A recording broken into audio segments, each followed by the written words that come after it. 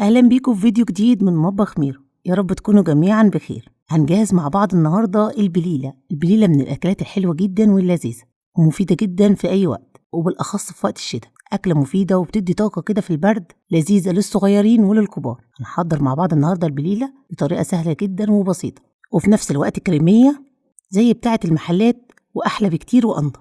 يلا بينا نبدأ على طول، بس قبل ما نبدأ ما تنسوش اللايك. عايزاكم توصلوا الفيديو ده لأكبر عدد من اللايكات، واللي أول مرة يشوف القناة ينزل تحت الفيديو دلوقتي حالا ويدوس على اشتراك أو سبسكرايب، وما تنسوش تفعلوا زر الجرس عشان يوصل لكم إشعارات بكل وصفاتنا الجديدة.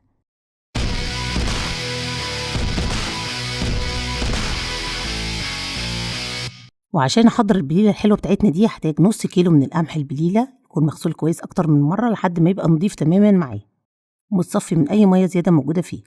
ومعايا كوباية من السكر، 3 معالق كبار من القشطة البلدي، معلقتين من النشا، معلقتين من كريم شانتيه، نص معلقة صغيرة من الفانيليا السايلة، وكيلو من الحليب.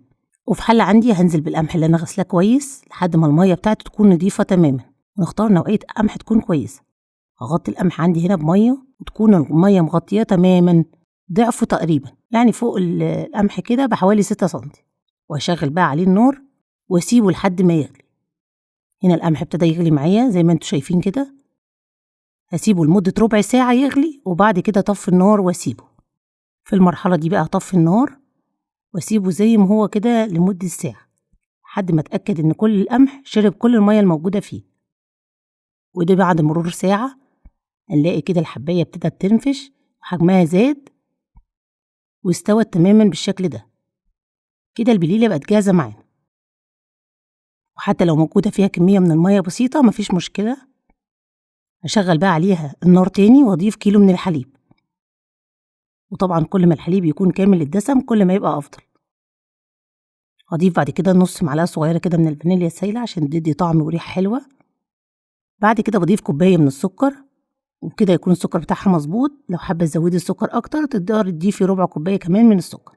بعد كده هضيف القشطة، دي قشطة بلدي، نقدر نستخدم كمان كوباية من القشطة المعلبة المتوافرة عندك، دي بتدي طعم غني جدا للبليلة. هضيف بعد كده معلقتين من كريم شانتيه، كل دي معززات طعم بتدي طعم حلو قوي للبليلة. هقلب بقى كل المكونات دي كلها مع بعض وادوبها كويس جدا، والنار عندي تكون متوسطة. اول ما تبتدي البليلة تغلي معايا كده، عندي هنا شوية من الحليب صغيرين هدوب فيهم معلقتين النشا، هدوبهم كويس عشان ما يعملوش اي تكتل. وبعد كده هضيفهم على البليلة. هضيف بقى خليط النشا وعلى طول هفضل اقلب فيها.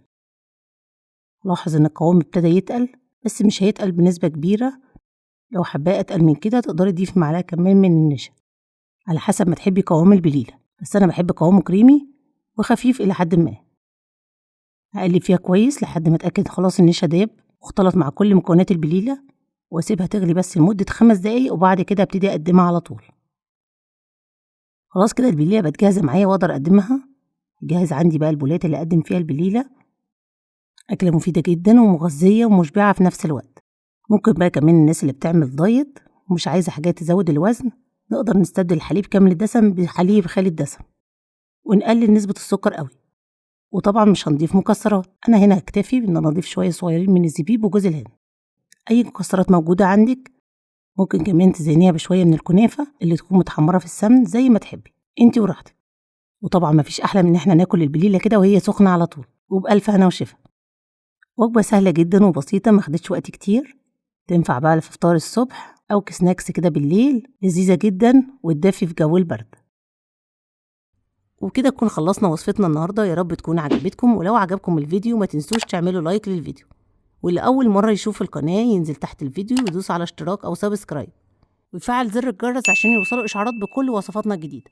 كمان هستنى أسئلتكم وتعليقاتكم الجميلة اللي بتسعدني. ما تنسوش كمان تتابعوا صفحتي على الفيسبوك والإنستجرام وتويتر باسم مطبخ ميرو. هشوفكم في فيديو جديد، مع ألف سلامة.